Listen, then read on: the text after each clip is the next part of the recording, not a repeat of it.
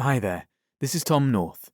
If you like this recording, please like and subscribe to the channel so you can keep up to date with all of my latest work. Thanks for listening. Chapter 1. It was David's first day in his dorms at college. The day he'd been waiting for. He had been desperate to escape his hometown and finally get some independence, to finally work out who he was and what he wanted from his life, to finally move out into the world where people didn't know he was the son of a cop, where he didn't have to watch his every move in case his dad would disapprove. And he did it. He was finally free of his parents and their watchful eyes. David was in his new room, carefully packing away all of his belongings, finding just the right place for everything. He put his underwear neatly into his top drawer, tucking a packet of condoms in the corner, dreaming that he'd find a moment to use them before too long. He was still a virgin, but hopefully not for too much longer. He moved on to his bookshelf, putting out several novels from different genres, a collection of fiction he'd read over and over again until he'd memorized it like an old friend. He set these aside, along with some other older books he'd collected over the years. He finished up and then made his way to the mirror, observing himself in his new space. His brown hair looked reasonably tidy, a slight fringe tickling his forehead, brown eyes full of hope. His phone chimed softly from his bag, pulling him from his thoughts.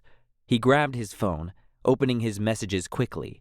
A single message from, "Hey, you ignoring me?" followed by several missed calls from his best friend, Sean. Chuckling to himself while sending back a quick reply, he placed his phone back in his pocket, turning to face the rest of his belongings. His eyes lingered upon the bookshelf. There was a lot of knowledge stored in there. Everything about life, freedom, love. Books about self-discovery, about life outside of your parents' expectations. The books were his only escape from the monotony of life back home. But now he was free. He could explore all the things he'd only ever read about.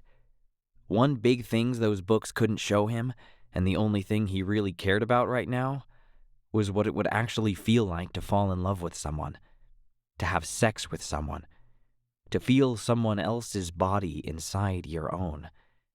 He turned himself on just thinking about it, feeling the erection grow in his pants. The door swung open, and David's new roommate walked into the room. He was tall, probably 6 feet if David had to guess. His skin was a shade darker than David's, black curly hair sticking out in every direction. Blue eyes scanning the room before landing on the boy in front of him, the boy he had just met, the boy he was going to spend every night sleeping beside, sharing dreams and secrets. "Hey, man," he said, moving forward toward David. The man casually threw his arms around David, pulling him into a hug. "It's nice to meet you."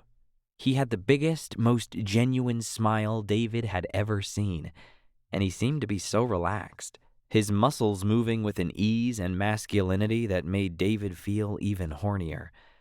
He suddenly became very aware of his erection. "Yeah, I'm David. He managed to say, still trying to pull away from the man's strong grip. The guy smiled and gave David one last squeeze before stepping back.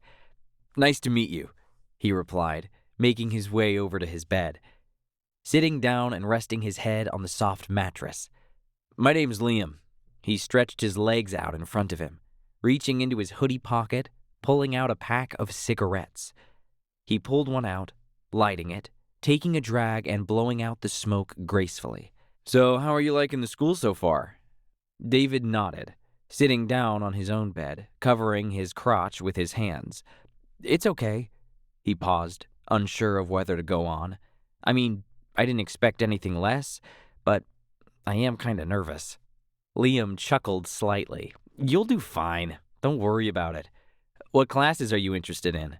he asked, taking another drag on his cigarette. David shrugged. History? I think I'd like to major in that. I'm good at languages, though," he replied. Well, I'm sure you can make it through. Liam grinned. So, listen, I know we've only just met, but sharing a room together for the whole year, we should probably come up with some ground rules. Ground rules? Yeah, just so we can agree on what we can and can't do in the space. Like girls, for instance? Girls? Yeah, girls, dummy. What do we do if either of us wants to bring a girl back?